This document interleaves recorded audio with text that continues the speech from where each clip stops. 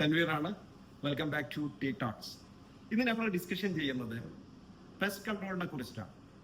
നമ്മൾ വീട് വെക്കുന്ന സമയത്ത് എല്ലാ കാര്യങ്ങളും കൃത്യമായിട്ട് ചെയ്യുമെങ്കിൽ പോലും പെസ്റ്റ് കൺട്രോളിനെ കുറിച്ച് നമ്മൾ കാര്യമായി ചിന്തിക്കാറില്ല.